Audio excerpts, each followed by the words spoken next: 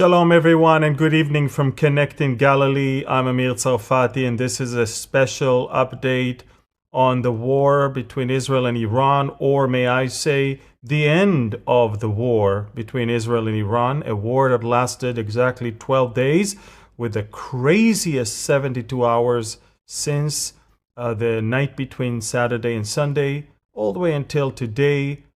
Unbelievable roller coaster of events, starting with the U.S. decoy operation that eventually led to a U.S. strike on the three most important nuclear sites of Iran. And then, of course, came the Iranian response last night in Qatar. And of course, the surprising, very quick announcement of President Trump that there is going to be a ceasefire that starts at 7 a.m. this morning, Israel time. Of course, there was a violation. Of course, Israel responded. A lot has happened, but now everything is calm. And it seems to me that this ceasefire is going to hold and that the other side is very much deterred. Let's pray and start with this special update. Father, I thank you for who you are, the protector and the shield for your people Israel. He who keepeth Israel neither slumbers nor sleep. You are the Holy One of Israel. You are the guard of Israel. You are the shield of Israel. You set your guarding angel over your nation, your people. So we thank you and we bless you that we've seen miraculous 12 days in which we were able to fight the most bitter enemy that we have in this region and overpower them quite decisively and quickly. We thank you for amazing, amazing intervention from above, as most of the nation can witness. We thank you again in Yeshua's name. Amen. So again, everyone, shalom. I'm Amir Tsarfati. This is an out-of-the-ordinary special update about the end of the war between Israel and Iran, the 12 days war, the Rising Lion operation that began with a surprise preemptive strike that took the Iranians by surprise in the first 10 minutes, eliminated the top nuclear scientists, the top brass of all of the forearms of the military of Iran, as well as the destruction of the air defense system and the ready-to-launch long-range ballistic missiles. And once we did that, Israel was working very hard within 48 hours to dominate the skies of Western Iran and the skies of the capital, Tehran. And then, of course, came the obliteration of almost everything that Iran was storing, was working, was building, and was developing in order to destroy Israel. Make no mistake, folks, Israel unveiled while we were finding things in Gaza, in the tunnels of Gaza. We found so many papers and correspondence between the Iranian operators and their handlers of the Hamas from Iran.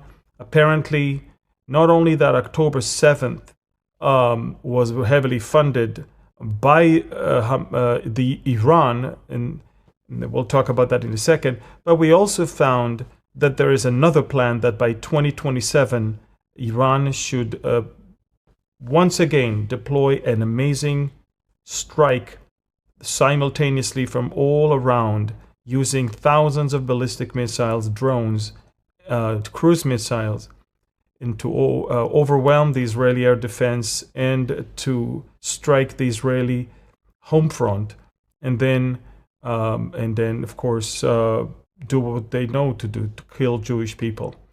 Now, ladies and gentlemen, I'm not going to talk about the whole war. We've covered a lot, but I want to talk about the last 72 hours. But before we do that, I have to remind you that there were specific goals that the Israeli government put in front of it for this war. there are in fact 4 goals of this war with Iran. The first one is significant damage to the nuclear program. Significant damage to the nuclear program. And in fact, what we see as of today, it's not just significant, it's complete obliteration and destruction of the nuclear program. And by the way, to those of you who are afraid, it seems like most of the enriched uranium is actually under the ground, still in Fordo, and nobody can reach it. It's buried under the ground, and it's destroyed with the entire underground facility. The second goal, and that's, we felt that very vividly, is a significant damage to the missile program. Iran was racing towards production line of 300 missiles per month that will bring Iran to 3,600 per year. And I don't need to tell you what a damage of a ballistic missile that is a Mach 6 to Mach 8 speed, and it has half a ton to 2 tons of explosive. It's very destructive. The blast itself can literally shatter the windows and the front of buildings in 2 to 3 blocks away from you. So we're talking about their plan, and we're talking about what we did, and I'll expand on it in a few seconds. The third one is attacking the Shiite axis, is making sure that the Shiite militias are also overpowered. So it's obviously Hezbollah, the militias also in Syria and Iraq, as well as the Houthis that are also getting pounded. And believe it or not, the Houthis managed throughout those 12 days to fire only 2 ballistic missiles. So that is something quite amazing. Netanyahu was basically was working in a linear way, where he first struck Hamas, and then he moved to Hezbollah, then he moved to topple the Assad regime by overpowering Hezbollah, and then of course destroyed all of the Assad regime military power and caused all of the Iranian militias to leave Syria and go under the ground in Iraq. And then, after Netanyahu sent those F-35s to destroy the radar systems and the anti-aircraft systems around the nuclear facilities earlier in April and in October, then the road to Iran was wide open, and then we could deal with Big Satan. Now, the fourth objective, the goal of this war, was creating the conditions for the long-term thwarting of the nuclear and missile program through diplomatic means, which means it means that we are striving for a deal, for an agreement that will allow inspection and verification that there is no nuclear program and their ballistic missile program is also no longer there. And if I may say, Israel is working very hard was working very hard in the last 48 hours to destabilize the government institutions there, talking about prisons, talking about government buildings, talking about the broadcast authority that was a big symbol of propaganda that people hated, and talking about the police, the besiege that the Iranians created to basically control the people inside Iran. And so we're talking about significant damage that we did that. And as you can see, out of the 4 goals, the change of the regime is not there. There is no change of regime. There's no toppling the regime. There is no killing of Khamenei. Not that we would shed a tear if Khamenei was dead, but it wasn't part of the 4 goals of the Israeli government for this rising lion operation. And if you're asking me why, it's because normally toppling a regime should come from the inside, should be done by the people of that country. We could assist by shaking the ground from underneath the feet of the government, inflicting upon them losses, humiliation, and a lot of damage. But in essence, I don't think the Iranian people want to be seen as those that were getting directives from the Israeli government. And I also think that these events of toppling regimes, and it happened in Egypt, and it happened in Syria, normally come from within, from the people of the country. I believe that the snowball may have started, but I'm not convinced it's going to end with the toppling of the regime before the next war. And so we're left now with a regime that is still there in power, much weaker and very embarrassed, very, very bruised, and eager to have revenge. And that is exactly, and that's the key, because you have to remember, I've told you that many, many times, Iran found out that its proxies will not help it.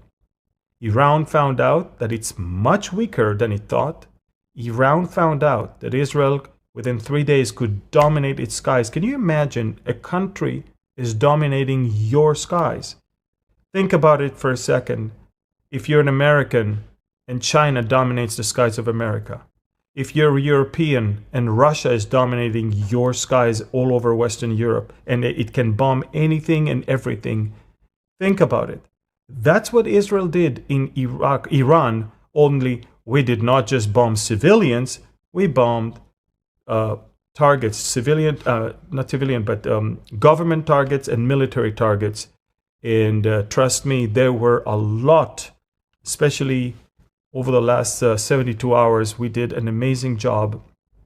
And if you're following me on Telegram, and that's the QR code, you can clearly see names after names of generals and brigadier generals and scientists that we managed to thwart from this, big plan to destroy Israel. Now you have to understand, folks, Iran was built on a big lie, deception.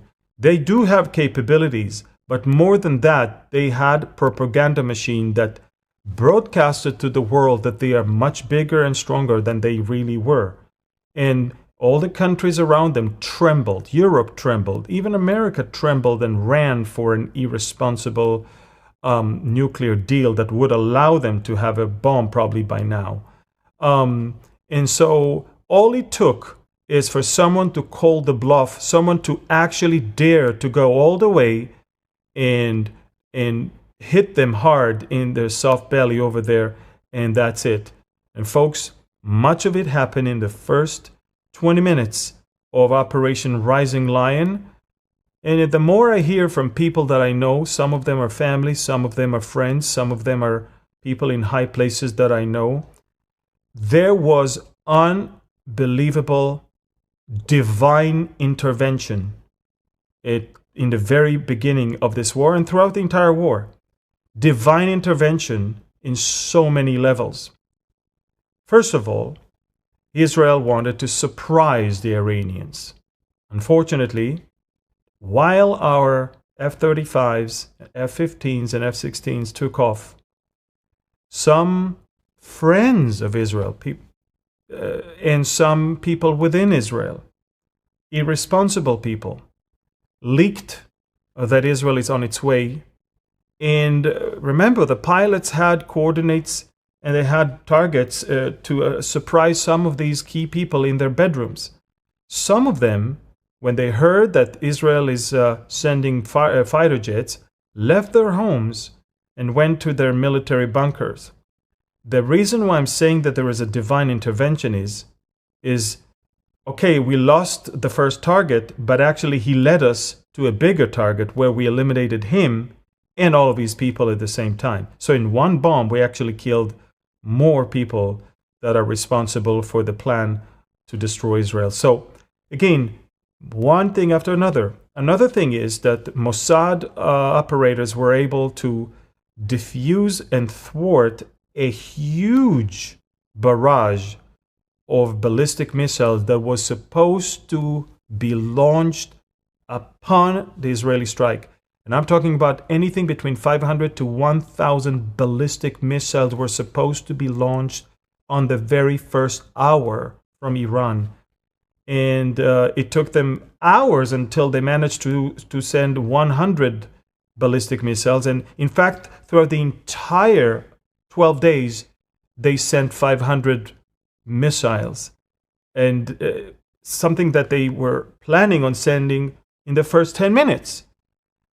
Israel managed to destroy 65% of all the launchers on the ground, and more than half of all the ballistic missile stockpile. From over 2,500, they're left with 1,000 ballistic missiles and with about 120 launchers. Now, you're probably going to say, wait a minute, Amir, now they can launch rockets. Of course they can, but the one big thing that we destroyed is all of their facilities where they manufacture and assemble the ballistic missiles. In other words, they can no longer manufacture ballistic missiles, which means they do have 1,000, but they cannot have more than that, at least for the foreseeable future.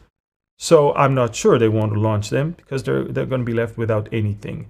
They don't even have enough launchers. Israel dominated the skies of Iran. That means that we were able to catch them wherever they are.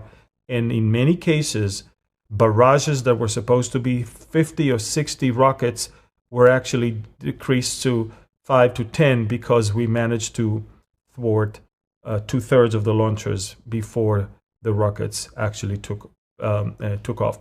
Now, if that's not enough, folks, Israel also managed to attack big facilities where they make explosives, big facilities where they make parts for the engines of the rockets, big facilities where they have research centers for the bomb. And when you destroy and kill their top 15 scientists, you also took away the knowledge that they had in order to put together a bomb. You probably don't know that. But ever since Israel killed Nasrallah, toppled Nasrallah, and Assad regime was toppled, and Iran basically lost all of its proxies power, this is when Iran accelerated its effort to produce missiles and to put together 10 to 15 nuclear bombs. So Israel, from the moment Assad fell, Israel knew we have borrowed time. This is exactly why we needed to do what we did.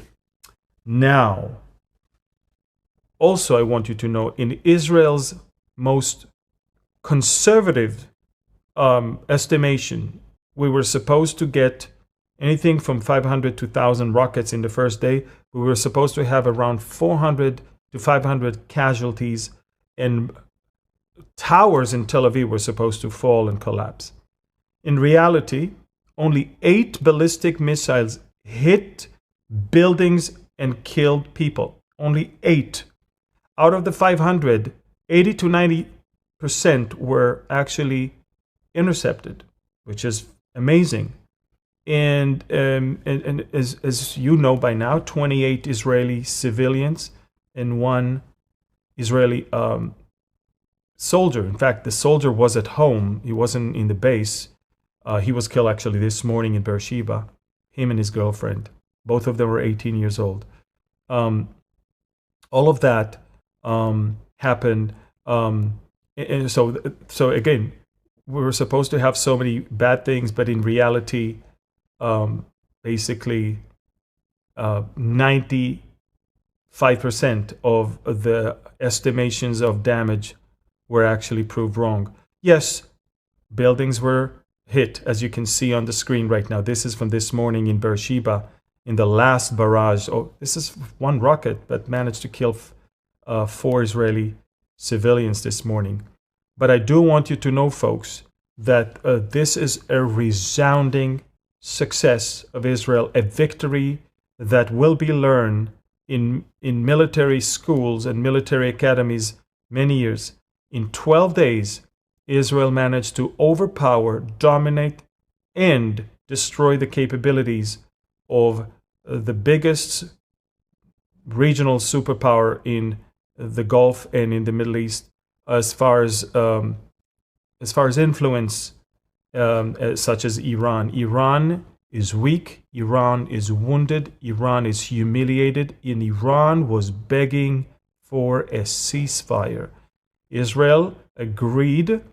But now I want to take you to the events of the last 72 hours, because it was one thing after another.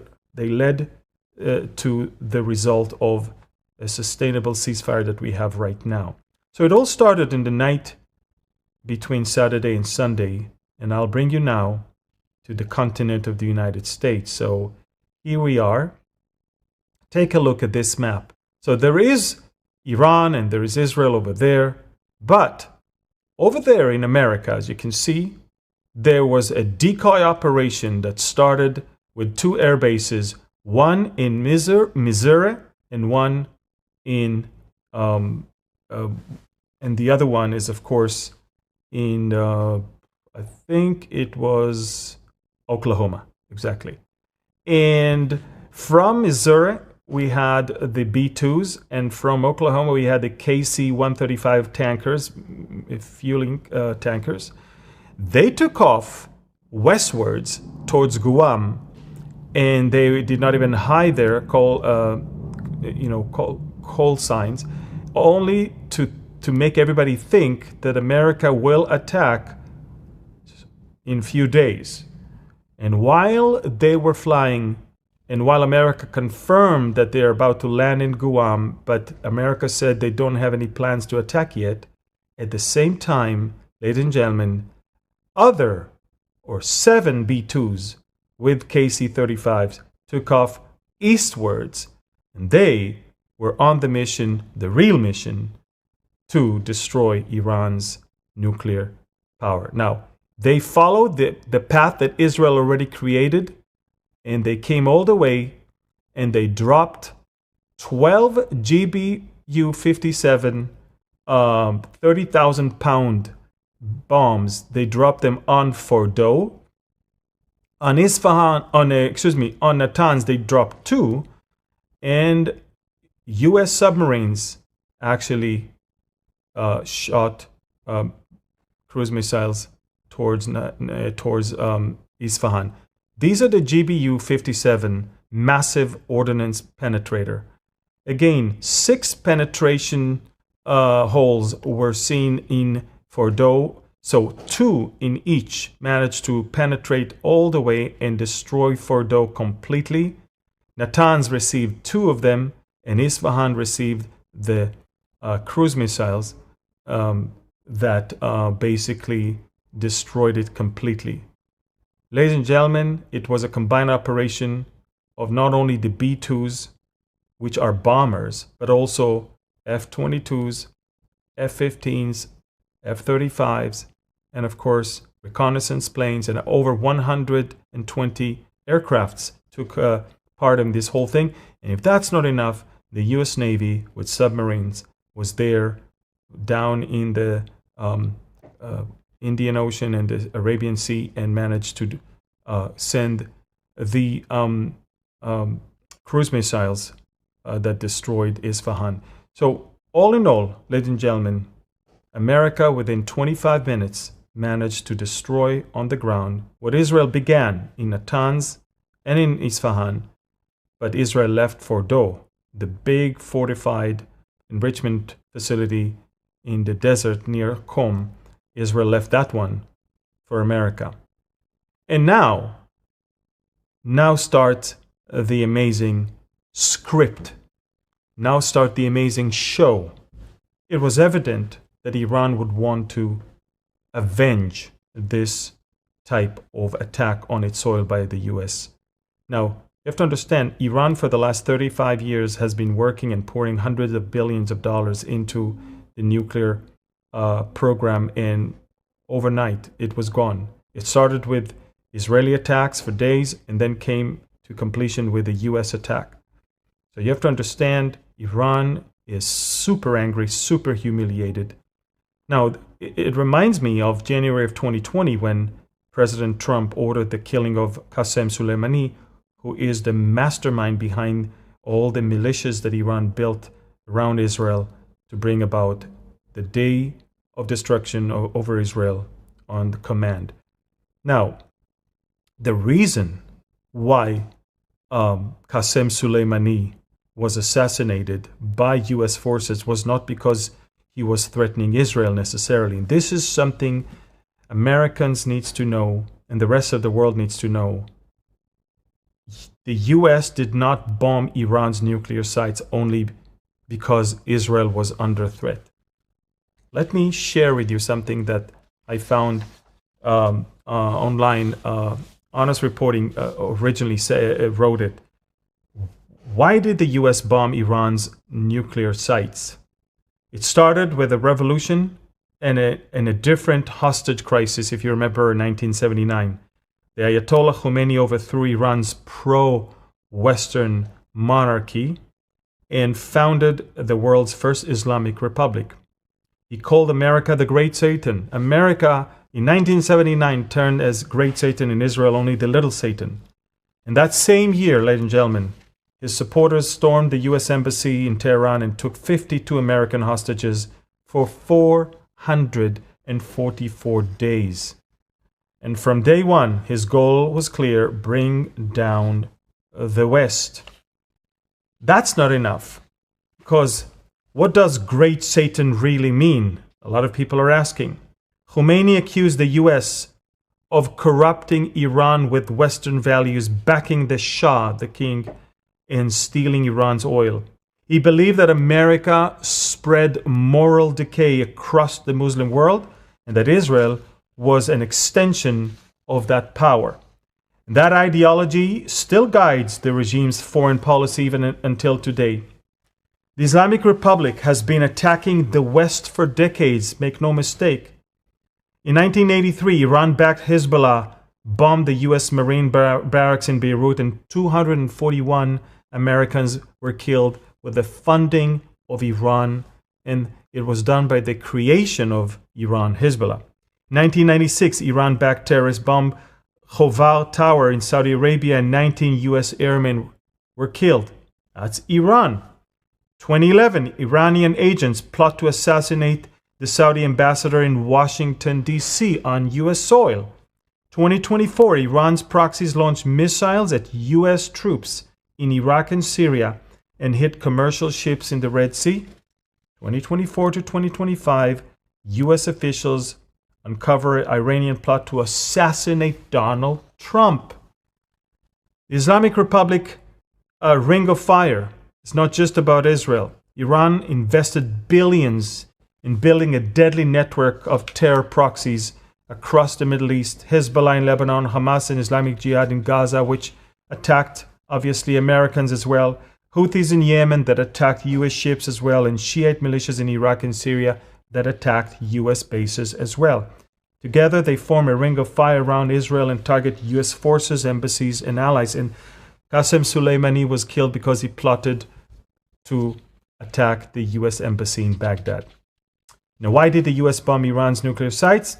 The Iranian regime's global terror reach. Iran's proxy infrastructure doesn't stop at the ring of fire, ladies and gentlemen. They've spent years building terrorist sleeper cells across Europe, Africa, and South America, and may I say, even in continental United States. They established many of them there, and don't be surprised if you'll hear about them very soon. They're already ready to act the moment Tehran gives the order. And they will. They're humiliated. And now imagine that this regime had nuclear weapon. A state that sponsors global terror was about to have world's deadliest weapon. And it wouldn't just threaten Israel. It would basically blackmail the US and also intimidate Europe, trigger regional arms race, and give cover for future proxy wars with nuclear protection. So it's not just about Israel, folks. A nuclear Iran would shake the foundations of global security. And the US strike wasn't just about loyalty to an ally. It was about preventing a future no one can afford.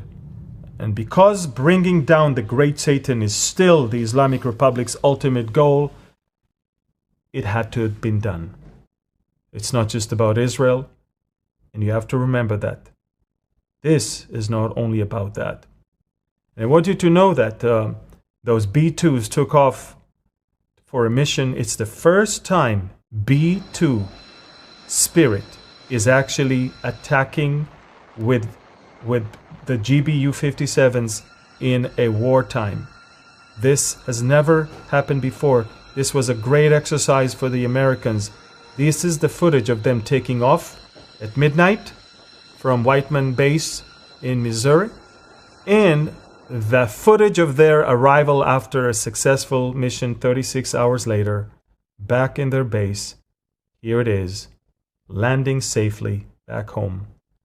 Epic, beautiful, amazing, and perfect in precision and execution.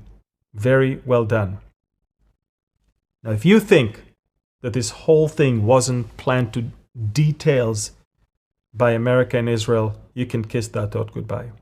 There was no way America could have done that without Israel preparing the way, preparing the corridor for them to enter in, disabling all the radars, disabling all the anti-aircraft batteries all around, and dominating the skies of not only Tehran but also all over Iran. And during those hours that the U.S. operated in the skies of Iran, Israel cleared its own aircrafts and allowing America to do what it needs to do and leave. And then Israel came back to continue its operation. But what happened is that Iran was looking for a way to save face. It's a cultural thing. They cannot be perceived as a country that is totally defeated. After Qasem Soleimani's death or assassination, they asked America, please let us attack one of your bases so we can say that we did something in response. America cleared the base and they did attack, and that's it. The same thing happened yesterday, and President Trump even acknowledged that Iran alerted America and Qatar, and may I even say Israel, that it's about to launch 14 ballistic missiles towards Al Udeid base in Qatar. And what you see now on the screen is the interception of 13 out of the 14. They allowed one ballistic missile to fall in open space just to cause minor damage so the Iranians can say, we have completed our mission. You understand that? It's all about saving face. It's all about a show. It's all about pride.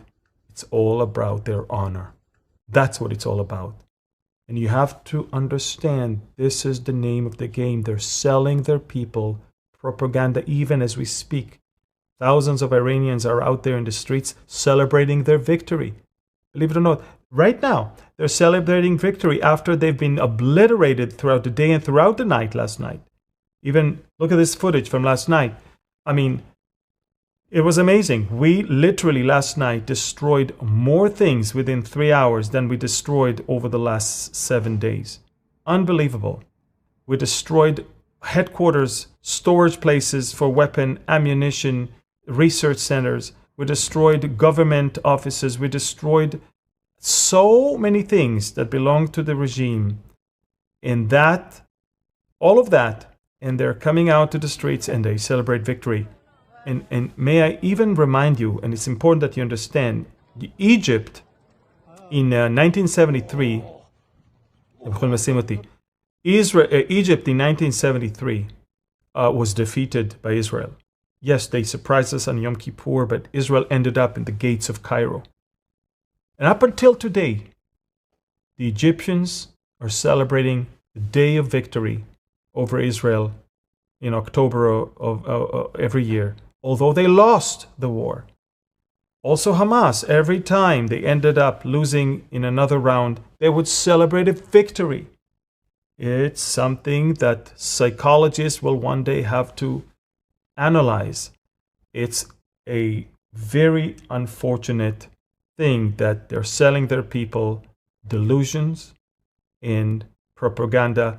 But that's how they manage to scare so many Arab countries around. And it's amazing. Even today, they said, we closed the Straits of Hormuz without even firing one shot. They didn't close anything. In fact, they were threatened by China not to close. But there were some cargo ships that saw the rockets that they fired at Qatar, and they just turned around. But they didn't close anything. But you see, they're taking a situation and they are painting it as if they did it. And it's about them, it's about their might, and it's about their strength. And this is it, folks. Nobody's buying it anymore. Even in some polls that I see in Iranian Telegram channels, the majority of people say that Iran lost, for sure. Even their own people say that they lost. But remember, 40% of the Iranian population is Shiite, and the Iranian Islamic Republic wants to sell them victory. The Arab world is astonished at what Israel did in 12 days. In fact, the whole world is astonished. The whole world was paralyzed from fear because of Iran, and now they understand no more. No more. There's no more threat of ballistic production of missiles, and there's no more threat of nuclear power that they have.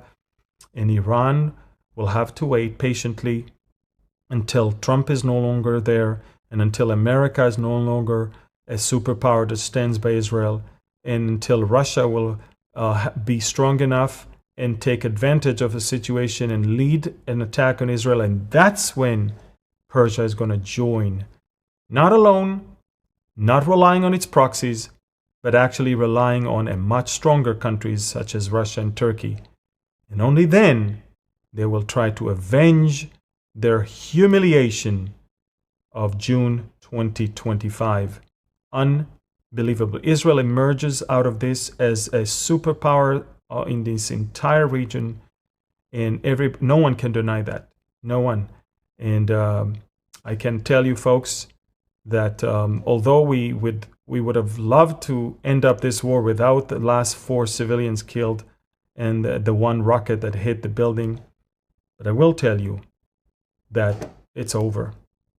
The Iranians, as always, tried to draw their own line, and 2 minutes after the ceasefire was over, they shot another barrage, but also 2.5 hours later, they shot another barrage.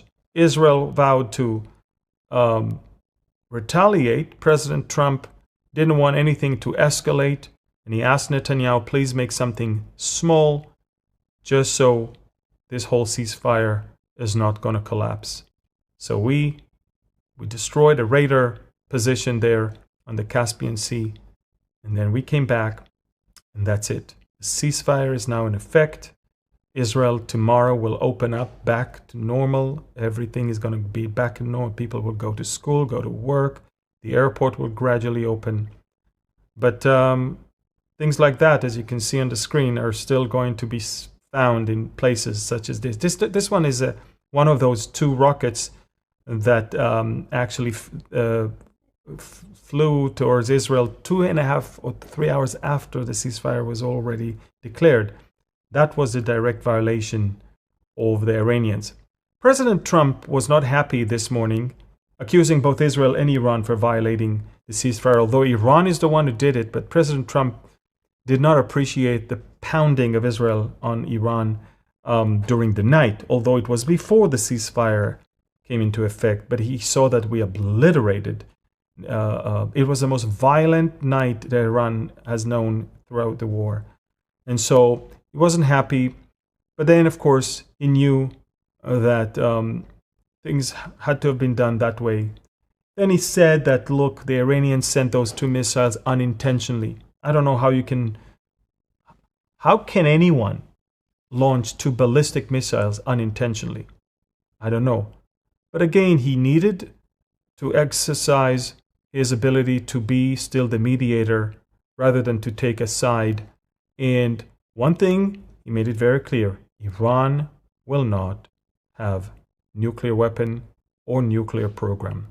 So this morning, as you can see, that last rocket hit the city of Beersheba. It's a very, very fast one and very destructive one, as you can clearly see. And this is how 4 civilians were killed. These were the last casualties of this 12 days long war. And may I remind you, ladies and gentlemen, that it's 28 civilians out of a very conservative estimate that there will be 400, if not 500 Israeli casualties in such a short war with Iran. So everything is miraculous. Our number of casualties, the number of rockets they managed to launch, the fact that we killed all of their scientists and all of their leaders, the fact that we destroyed 2/3 of the launchers, the fact that we dominated their skies, the fact that we had intelligence good enough to defuse their strike and we destroyed thousands of ballistic missiles on the ground, the fact that we managed to destroy all of their factories to manufacture ballistic missiles, the fact that we were able to bring America not only to help us in defense, but also for the first time since 1941, America is assisting an ally in war, in attacking. The last time it did it, it was in World War II when America entered into the war after Pearl Harbor, if you remember. And since then, America never ever entered into a war for an ally. Israel paved the way. Israel had beautifully crafted a situation where America benefited from this whole thing. Because if you really think about it, without the U.S. destruction of the nuclear program, the world will still be in big danger. But not only that, there will be no chance for any peace in the Middle East. And right now, everybody's expecting the Abraham Accords to expand and for Israel to obviously flourish. And if you're asking me, what about the poor Iranian people? I think that it's up to them. They will have to do it themselves. Look, we can shake the building, but they need to give it the last push for it to collapse. You understand that throughout these 12 days, there was not a single uprising of any Iranians anywhere. Why? Because it's a time of war. And they don't want to be seen as some people who get directives from another country. But the day is coming and they might be able to do it. But I want you to know, not only that the Iranians are there to do it, hundreds of Mossad agents that their sole objective toward the nuclear program are now jobless because there is no more nuclear program. And I think they're going to get a new job to destabilize that regime so we can eventually somehow bring an end to it. Biblically, I want to remind you, Iran will join a war against Israel, join Russia, join Turkey, and later on Sudan and Libya will also join them in the attempt to destroy Israel. That's the Gog from the land of Magog war from Ezekiel 38. It will happen. It's not when. It's not if, but it's when, basically. And that's a lot of that is what I describe in my upcoming book, Exploring Ezekiel, that, if I may say, is more accurate than the news even today or even tomorrow. Exploring Ezekiel, my upcoming book, folks. We live in the days of Ezekiel, from the return of the Jews back to the land, the establishing of the country, the prosperity of Israel, the peace that is about to come, and of course the war that will emerge from it. And a lot of people are asking me, because tomorrow I'm going to try and leave the country on my way to eventually start a long tour in America and in Canada and Alaska, cruise also. Many people are asking me, Amir, can you tell us where you're going to speak and when do you have a tour to Israel? All of this information, including ways to help our ministry, all of that appears on our website. I want to remind you, beholdisrael.org. Everything is in the website. You'll know exactly where I'm speaking, at what time, if you can attend, or if it's sold out, or if it's free, or if it's canceled, whatever. Also our Israel tours, also our future cruises, all of them are on the website. And of course, if God leads you to help the ministry, you can do that also through that website as well. So folks, There is a ceasefire. Iran basically surrendered. Who would imagine that after 12 days, when we pound Iran, dominate their skies, have its entire nuclear program gone, its entire ballistic missile program gone, and hundreds, almost 1,000 of their IRGC lunatics are dead. All of their leaders, all of their scientists, all gone. Launchers are gone. Unbelievable. Resounding victory in 12 days. So, all of that, who would believe that Iran eventually will sit and ask for a ceasefire and say, please, no more. This is a complete surrender, and that's a total victory on Israel's side. Look, we could have gone longer and longer. I don't think they could have gone longer, that's for sure. I have about 12 minutes left, and I want to answer a few questions that you guys started asking. So Robin asked, if Israel can take control over large areas of Iran, why is it taking control over the Straits? Why is taking control over the Straits of Hormuz not an option? The Straits of Hormuz is international waters over there, and we don't need to take control over it. You know, there's enough countries all around that can, you know, take care of business. There's the American fleet, and there's some China benefits from it a lot. China imports oil from Iran. I don't think it's our business. Our business is to make sure there's no nuclear program and no ballistic missile program, and to dismantle the axis of evil. Another thing, Anna Marie is asking, when will Netanyahu stop listening to Trump and do what is best for Israel? I think Netanyahu is not listening to Trump. If anything, Trump was listening to Netanyahu, and that's why Trump, against anything he said during the campaign, actually joined the war and eventually brought about a very soon ceasefire, and there is no more a nuclear threat from Iran. So I don't think it's the right way to describe the situation. Tanya is asking, is there any chance that Netanyahu still plans to take out Khamenei? Look, we could take out Khamenei, but then his son will succeed him, and then if he's out, then there's two other clerics that might succeed them. It's not a terrorist organization where you topple all of them and then there's another country that is actually saying, okay, we'll take it from there. This is a country. And because this is a country, let the people of that country do that job. I would love to see Khamenei gone. I think he's modern day Hitler. But it wasn't part of the objectives of the war. We would have loved to have done that, but I don't think, and based on what President Trump even said, this is not going to bring peace, but even extend the war. Eddie wrote, what should we expect next prophetically? Prophetically, Israel will flourish, prosper, and then something will happen that will cause America to no longer be able to stand by Israel, support Israel, and defend Israel. And then Russia will make its move, and then Iran will join Russia with Turkey. I don't know if it's going to happen in a year, in a month, or in 5 years.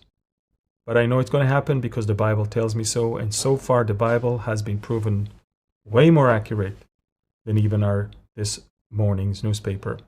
Danny, how should Christians view the war between Iran and Israel? Should we be excited the prophecy is being fulfilled, or sad due to how it's being fulfilled? Look, we're always sad that there's a war. Nobody's happy, but we're also rejoicing that evil is being eradicated. I want you to know that in Romans chapter 13, the Bible says that the government has a sword to execute judgment upon the evildoers. I think God is expecting governments to defend its own people, expecting government to fight evil. And I think that we should always strive to execute judgment upon the evildoers. So as Christians, what you can do is pray, but you also have to pray in a biblical way. Pray for the peace of Jerusalem, bless He will bless those who bless Israel. So you need to bless Israel, and you also need to make sure that God will defend Israel and give Israel the wisdom and the strength to execute judgment upon those evildoers that want to destroy it. Do you think Trump will eventually get Iran to sign the Abraham Accords? No. Abraham Accords will expand. Maybe Saudi Arabia and Indonesia and other countries might join. Maybe even Syria and Lebanon. I'm not sure. All of them are option. But I don't think Iran is going to sign. I think Iran is going to attack Israel. It's going to join the axis that will come against Israel probably even in the near future. What if Iran tries to deceive Israel and Trump at the negotiation table? How can Israel ensure Iran will not enrich uranium again? We can ensure Iran will not enrich uranium again by making sure that they don't build new enrichment facilities. Every centrifuge that they had is gone. We not only destroyed their nuclear facilities where they enrich uranium with centrifuges, but we destroyed the manufacturing assembly line of the centrifuges. So they cannot manufacture the centrifuges, and they cannot use those that they had.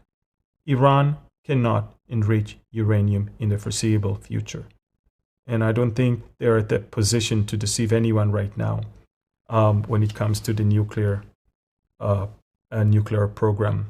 Paul is asking, how can the war be declared a victory when Iran still has the ability to attack Israel? Won't Iran regroup and be even more determined to eliminate Israel? First of all, if you want to destroy the last missile, it'll take about 10 years. What you need to do is make sure they're deterred. That they make sure that whatever they have, they are not going to ever use it because they know exactly what's going to come upon them. Remember, they cannot manufacture new missiles. Most of their launchers are gone. And it's very easy to detect if they are going to launch rockets. I don't think they're bluffing anyone. I think that, look, as long as this regime is there, I don't think they'll ever change their ideology. I don't think they'll ever stop wanting to destroy Israel. I don't think so. But I also think that Israel is going to stay on top of it. We decided enough is enough. We're not going to sit and wait for you to do something. We're going to preemptively strike when needed. And this will be part of the new tactics in the Middle East, in this new Middle East. Claudia, is Trump turning his back now on Israel? No, not at all. Sometimes we don't like his style of doing things. Sometimes we don't like the way he says things. But overall, by far the most friendliest president ever. He gave Israel enough armament for the next 10 years, maybe. He's protecting us diplomatically in the UN. And he even sent his top weapon to finish the job in Iran. So, I don't think he's going to turn against us after all that he did and the price he may have had to pay for it. I think he's deeply convinced that Israel is on the right side, Iran is on the wrong side. And I think he's deeply convinced that if there's a way to exercise power in order to bring about peace, don't sit and wait. Exercise power. Use the strength and make sure you bring peace through strength. Nancy, are Iran's proxies still active? The Houthis launched only 2 rockets during those 12 days. None came from the Iraqi or the militias over there. They're gone, basically. So, folks, I'm happy to have answered all of your questions so far. I'm going to start my journey. The airport is still not open. I'm going to have to cross the border by land to another country in order to start my journey tomorrow. Pray for me. Pray for my team for the coming few weeks. I will be back with Pastor Barry for Mideast and Beyond and Q&As and roundtables and more. But we're going to do it while traveling across America and Canada. So I will end up with the Aaronic blessing. Not before I will remind you that there's also the Israel Decree, the New York Times bestseller that you really want to have in order to understand what is going on and the right of Israel over the land and have biblical perspective of everything that is happening over the last 2 years. A great weapon for you to use in this war of information and propaganda and deception that is all around us. So let me bless you with the Aaronic blessing. יברכך אדוני וישמרך, יאר אדוני פניו אליך ויחונקה, יישא אדוני פניו אליך, וישם לך shalom. The Lord bless you and keep you. The Lord make his face shine upon you and be gracious to you. The Lord lift up his countenance towards you and give you his peace, his shalom. B'Shem Yeshua. Amen. Pray for Pastor Barry. He lost his dear sister. She battled a very, very tough disease, and she is a believer. She is with the Lord right now. But we all send our love and condolences to him. And I'll see him in a few days, and we're going to be together later on throughout in the coming weeks. Thank you again. God bless you. Go to beholdisrael.org for more information about my upcoming tour, events that you may want to attend. Beholdisrael.org. That's the website. And if you are not yet following me on Telegram, that's the QR code. So down here, as you can see right here, is the QR code for the website. And up there, it's the QR code for my Telegram channel. Love you. God bless you. And shalom from Galilee.